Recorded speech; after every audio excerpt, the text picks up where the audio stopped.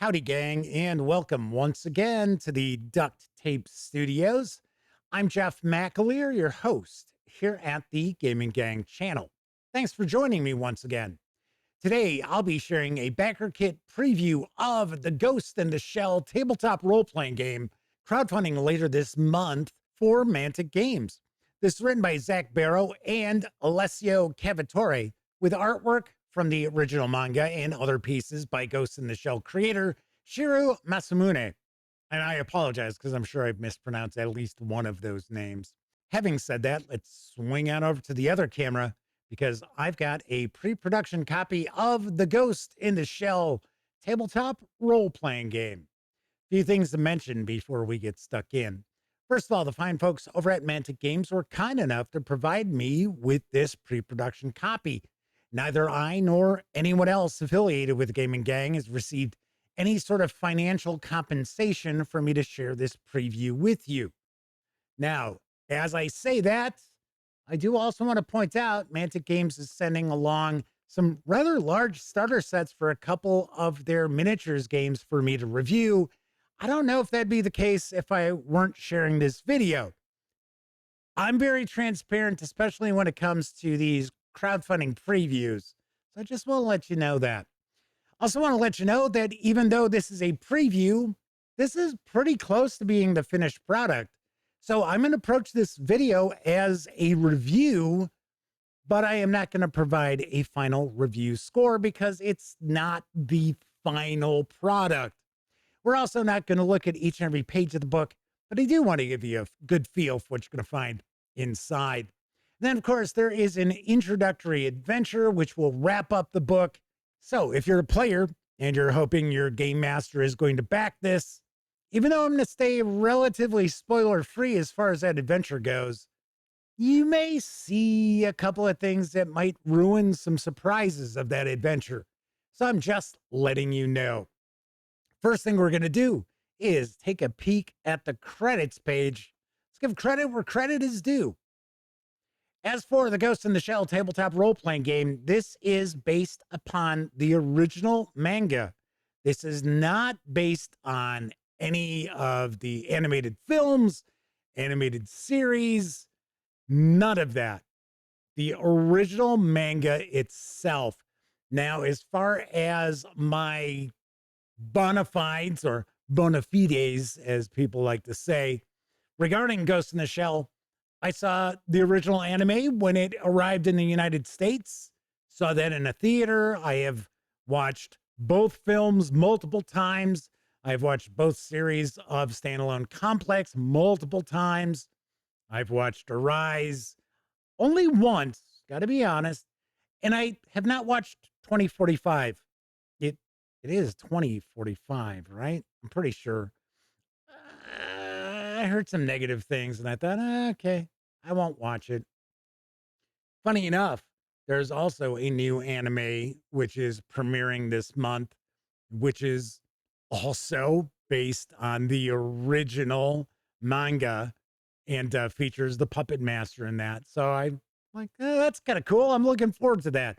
And I have taken a peek, and it looks like the character designs are very, very much influenced. In fact, even the art style of the anime, very much influenced by the original manga.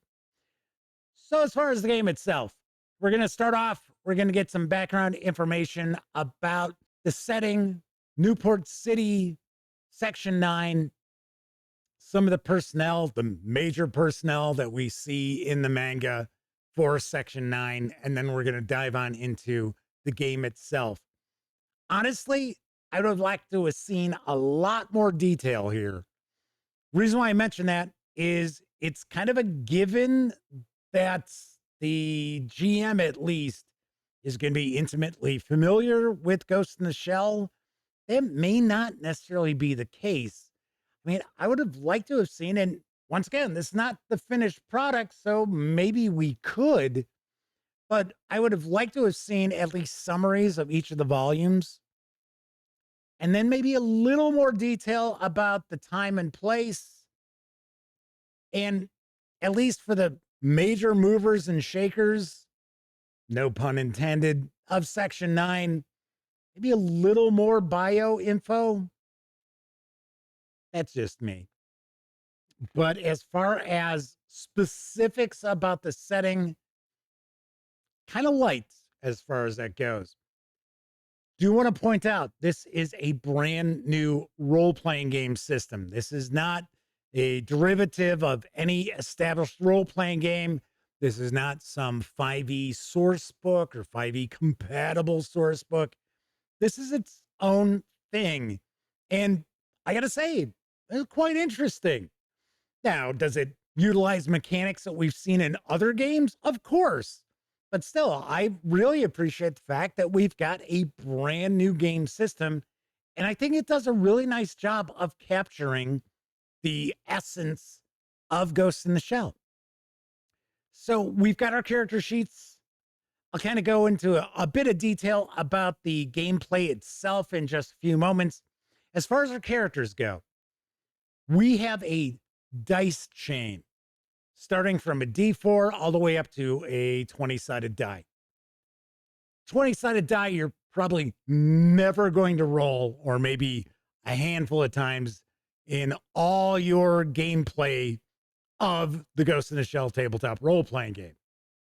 I'm just going to say the Ghost in the Shell RPG from here on out, or TTRPG, I guess, because there is another Ghost in the Shell role-playing game that at least was out there. I don't know if it's still out there.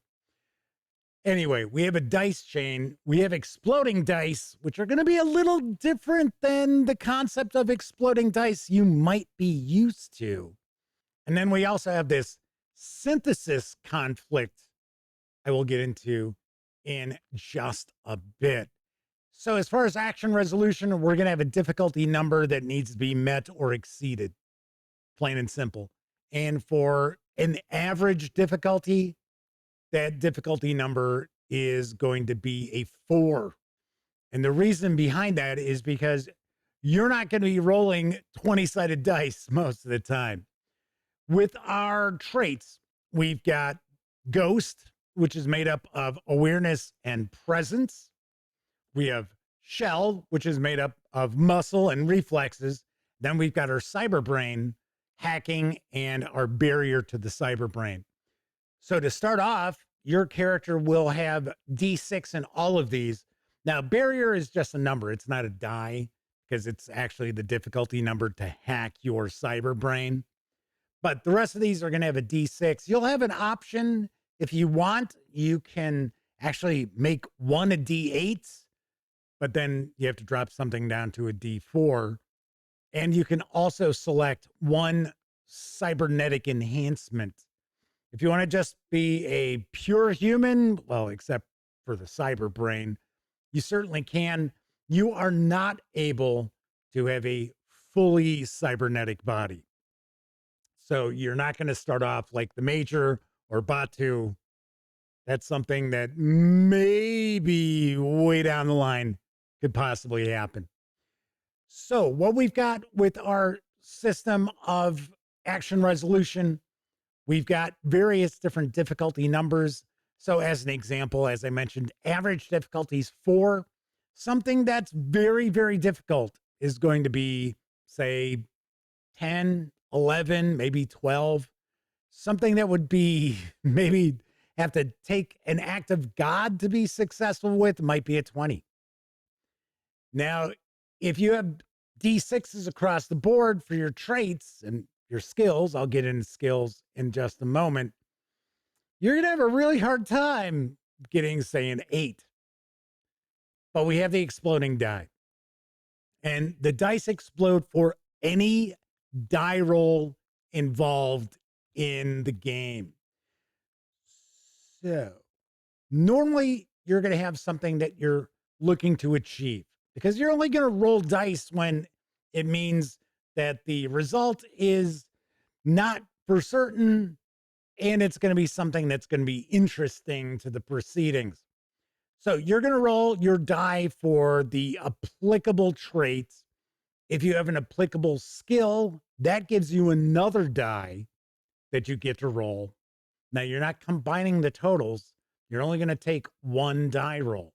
So you're going to take the best of the bunch. Now there's some gear and things like that might actually give you another die to roll. And when you roll those dice, if you roll the highest face on the die, it explodes. Now, what that means is you take that die and you take the next size up the chain. So let's say it's a D6.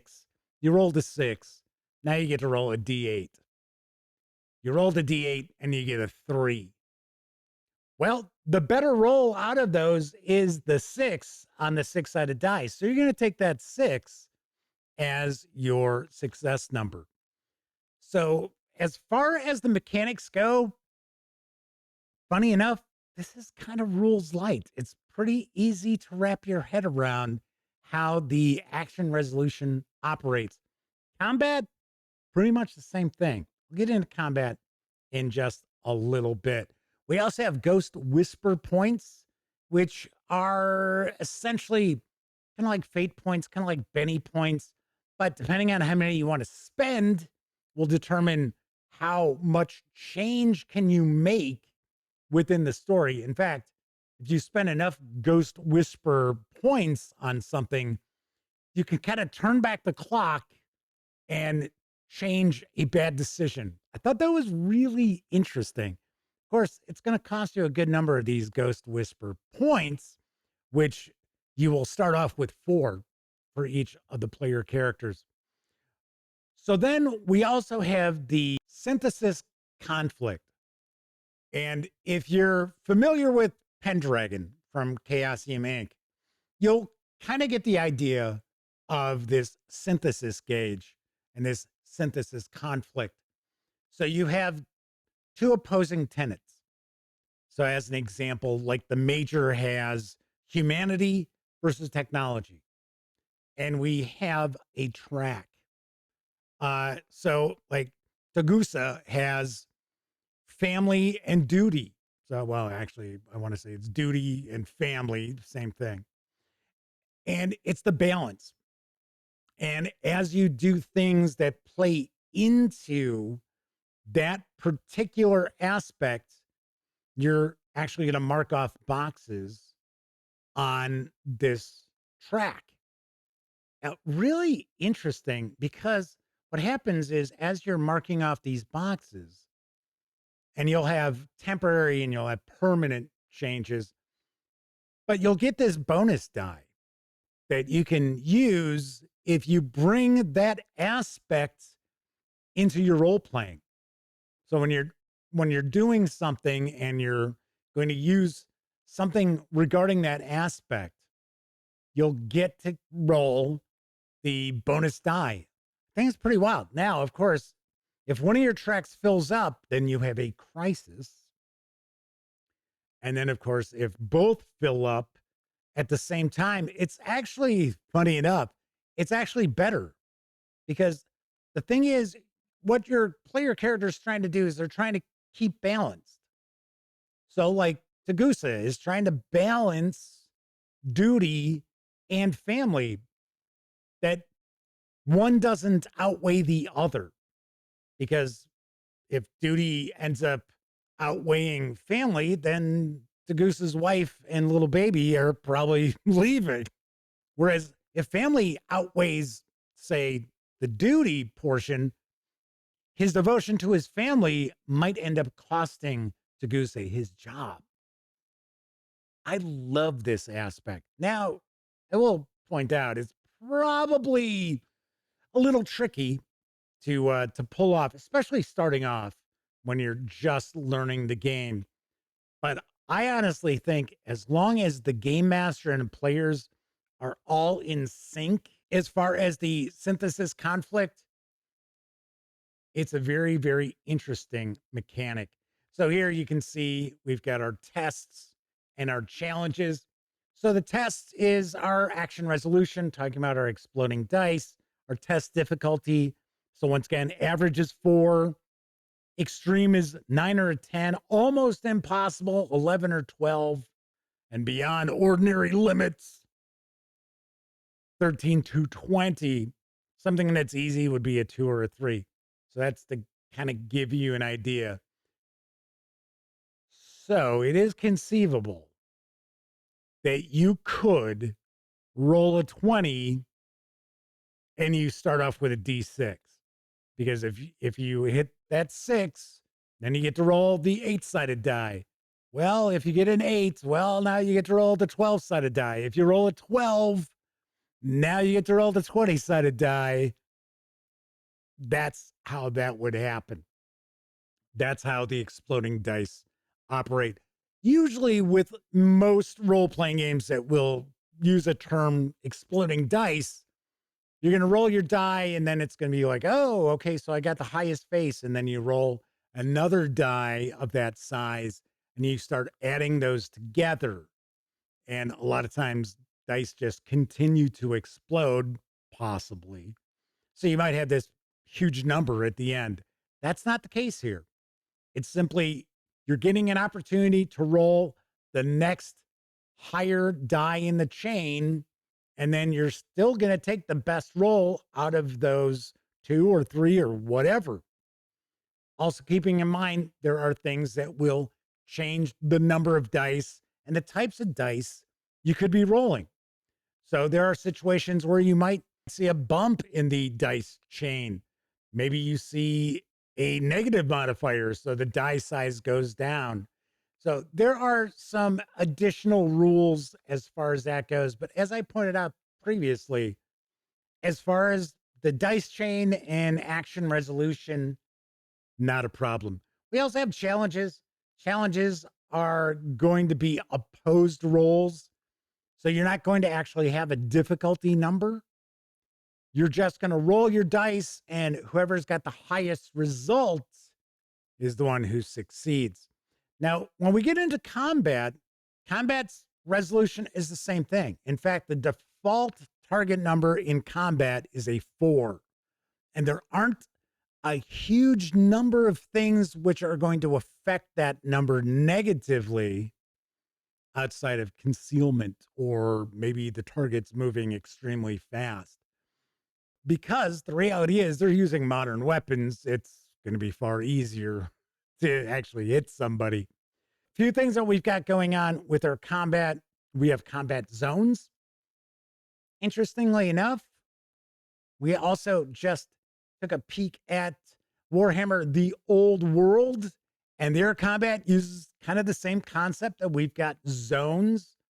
And as someone whose approach tends to be theater of the mind, I'm cool with that. I have absolutely no problem with that.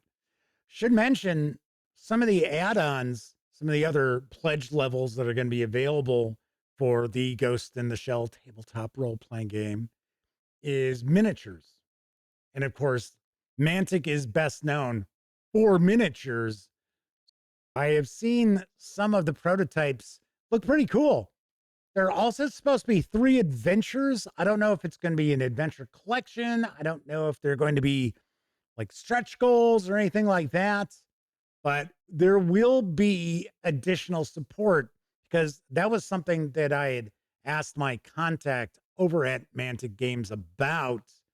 Because, in my opinion, you got to have support for role playing games. It's great when you've got role playing games come out and they're like, wow, that's really interesting. And I love that concept. And then all you ever get is a core book. That is not going to be the case here from Mantic Games. So very happy to see that. So with combat, you're going to have, if you're using a melee attack, you're going to be using your muscle. And if you're making a ranged attack, it's going to be your reflexes. So that is the die you're going to roll. If you have any sort of related combat skill, you're going to get that die to roll as well. Once again, you're looking for the best results out of those dice. You also have defense. So if you are in melee, hand-to-hand combat, close combat, you will be able to defend on those attacks. Now, if it's ranged combat, you get to dodge a ranged combat. You only get to do that once in a combat round, though. So keep that in mind. Combat rounds are about 3 seconds in length, thereabouts. As far as taking damage, we do have, you know what? Probably be easier if I take a peek here at our character sheet as I explain this. We have hit locations, we have hit points, and we have armor. Now, as long as you don't have any sort of cybernetic augmentation to your body, you're going to have 3 hit points to your extremities, except for your head gets 2, your torso gets 4. As you take damage, you're going to be putting a slash through these circles. So that means they're kind of like flesh wounds. So, as an example, with the head location, you've got 2 hit points. So if you took 2 points of damage, well, okay, you're hurt, but it's not knocking you out of action. You're not really injured. Once you end up taking 3 points, rather than a slash, you're going to put an X. Now you're injured. And if all of the circles are X'd out in a location, that is going to mean it's destroyed. Doesn't mean it's been blown off or something like that. No, not necessarily. But there are various different conditions which are going to take place.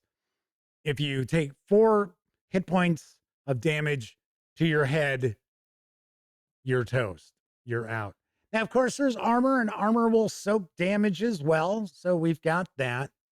But the combat itself, fairly abstract, although, we've got various different hazards and modifiers and things like that. But if you're looking for something that's going to be really, really technical, this is not going to be the combat system for you. This is more narrative in its application. That's not to say there isn't any crunch or anything like that. There's a little bit. And I got to be honest, I like the approach. And I'll tell you right up front, I think the authors here have done a really nice job of capturing the feel of Ghost in the Shell. Now, granted, the background information is pretty slim, but this feels like Ghost in the Shell. It really does. And yes, there's some really cool action and combat going on in Ghost in the Shell, but it's all in service to the story. Something else, hacking. The hacking procedure, very easy. It's once again, it's our essential action resolution. Hacking is not some mini game that you have to worry about. So characters who are more hacking styled as opposed to maybe combat or investigation focused aren't going to steal the spotlight. And everybody has to sit around the table while they're doing a hacking mini game that takes 30 minutes. No, that is not going to happen. As far as skills, you can see we've got a lot of different skills here, and they are pretty broad. And as far as the descriptions here, pretty abstract as well. We do have some specialty skills that you can see where these would be more along the lines of some training or experience, life experience, things like that. Some of them will have maximum ranks. And what the rank does is it increases the die. So it bumps the die chain. So when you get a skill, it's going to start off at the first rank, which is D4. And then as you add ranks, it's going to bump up the size of the die. Interestingly enough, it's easier for a 4-sided die to explode than any other die. 25% chance of rolling that 4. So once again, when you have a skill that's applicable and your character is trying to do something and they have to pass a test, you're going to get that additional die. We also have setbacks. Every character is going to have a setback they have to choose from this list. And if you want to get some extra points when you're buying skills to start your character, you can take an extra one. You get 2. So pretty interesting list here. And of course, if there isn't something that the player is interested in, they can, of course, work with the game master to come up with something that is more in tune with their character. But of course, these are drawbacks to the player character. Then we get into our weapons and gadgets. We've got quite a few pages devoted to this. As far as the gear goes, players really don't have to worry too much about having to kit out their characters because you'll have requisition points that you'll use as a team to gear up for your missions. And as you gain experience, you will have more requisition points available to you. But here, as you can see, we've got the various different weapons, different gadgets, very short, very concise information here. There is no information overload with the Ghost in the Shell tabletop role playing game. And I appreciate that. I appreciate that as far as the game material here, it's right to the point, and the information is provided very quickly, very easy to access. You're not sitting there having to read a couple of pages about revolvers. You already know how revolvers work. We will get into information about the various different pieces of cyberware and enhancements, really essentially 3 pages, because it pretty much boils down to the implants improve your senses, or they make you stronger or faster or armored and so forth. So unlike, say, a Cyberpunk Red, where you have page after page of cybernetic equipment, all pretty much right there. I like that. I thought that was pretty cool. And of course, a lot of times a cybernetic implant or replacement is going to improve a certain thing and bump its die number up in the die chain. That's kind of cool. All right. We'll get in some armored vehicles, not a bunch. We do have stat blocks for the future coma right there, which, if I remember right, in Standalone Complex, I think they're Techacomas. I don't recall them being called Fukacomas, but they're still kind of the same thing, right? They're the spider-shaped, AI-driven, kind of like robotic, well, vehicles almost too. All right, then we get into our Game Master section. And a lot of good advice for the GMs, especially how to make the game feel like Ghost in the Shell. Then we're going to get our stat blocks for our movers and shakers. So the major, about 2, and we get some of the minor personnel here. Once again, don't want to harp on it, but I do wish that we had just more background about the setting. Myself personally, I understand what's going on when I'm reading the various different brief bios, but someone who's maybe not overly aware of Ghost in the Shell, maybe they just were watching the brand new anime and that's kind of gotten their interest going, and they want to look into backing this role playing game. Like I said, I would just like to see more setting information, more background information. And as I pointed out, this is not necessarily the finished product. So it is possible those pages could be added. And, all we're looking at maybe 5, 6 pages. So now we're into our adventure, our mission. And this is a relatively lengthy mission here. And I would say this will probably take a couple of sessions to complete. Now, it's also important to keep in mind that the Ghost in the Shell tabletop role playing game is scene based, essentially. And of course, we have different kinds of scenes. So we've got combat or action scenes, is what they're considered to be. We also have investigative scenes. So this is a really Ghost in the Shell vibed adventure too. I really appreciate that. A lot of times when we see licensed material, sometimes the adventures, sometimes the game books don't necessarily capture that IP.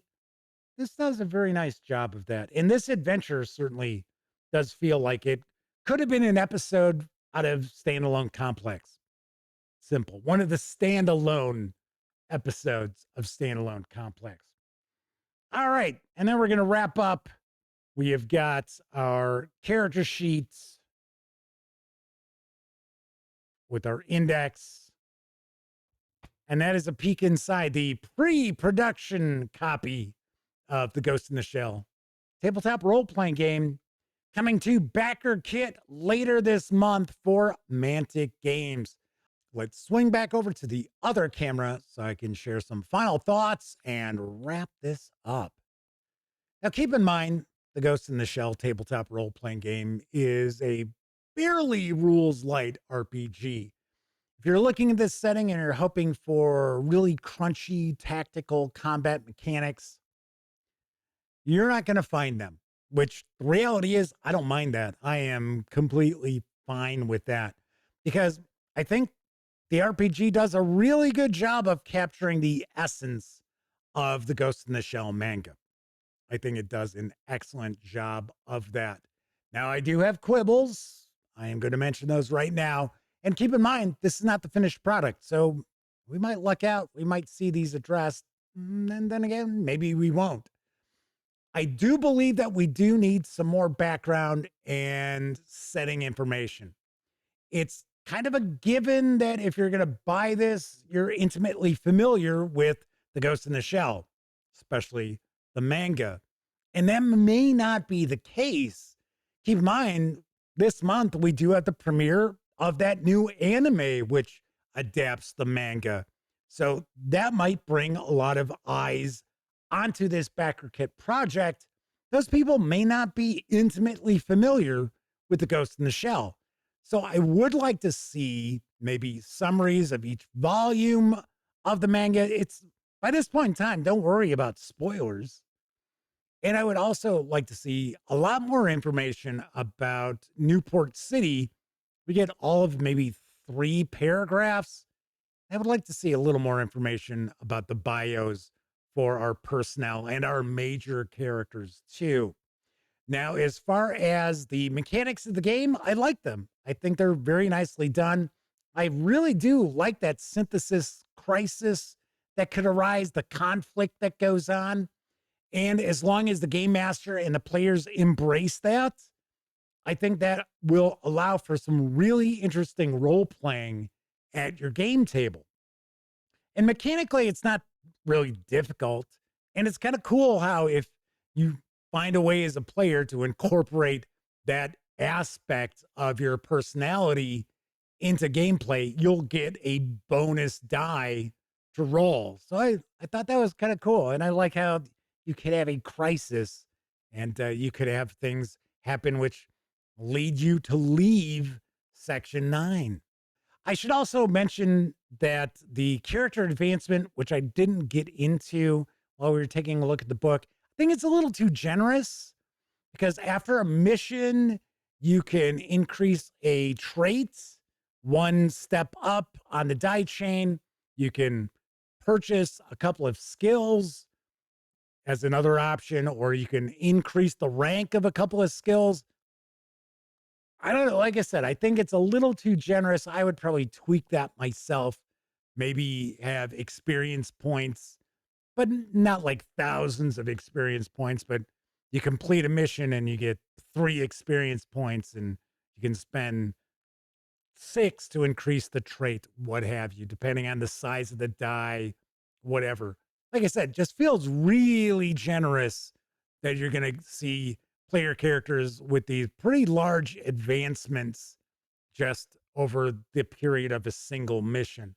So there is that. But Really, those are the only two things that I kind of have critiques about with the Ghost in the Shell tabletop role playing game. Mechanically, I think it's really nicely done. I think it's easy to wrap your head around. It's not overly complex. We don't have to get into hacking mini games or have 50 pages devoted to cybernetic enhancements, which essentially would just be increasing your die chain for something anyway.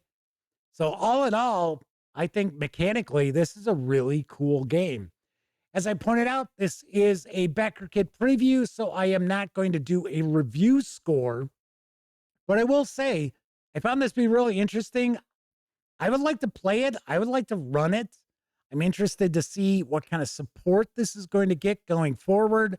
I do understand that there are some other pledge levels involved with the backer kit where we're going to have miniatures. And of course, Mantic Games is known for the miniatures. We've also got a trio of adventures.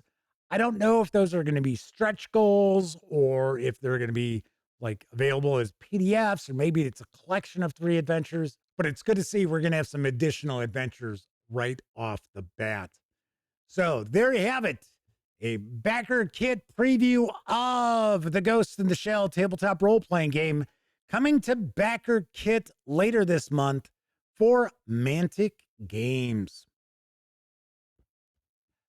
Thank you very much for watching. If you dig the Gaming Gang and would like to support the outlet, you can do so in a few ways. First, by utilizing our affiliate links to the One Bookshelf sites, such as DriveThruRPG. To do so, simply visit thegaminggang.com, click on one of our banner ads. That way, if you happen to make a purchase, most of those sales I'll get a 5% commission on. And all those commissions really do add up, help keep thegaminggang.com around. You can also make a one-time donation by way of PayPal and become a monthly member of our Patreon. You'll find links about all of that down in the show notes. Also, down in those show notes, you're going to find an invite link to our Discord server. It's absolutely free to sign up, so be sure to hang with gang over on Discord. If you like the video, by all means, please give it a quick thumbs up. Subscribe to the channel if you haven't already, and if you do subscribe, don't forget, ring that bell.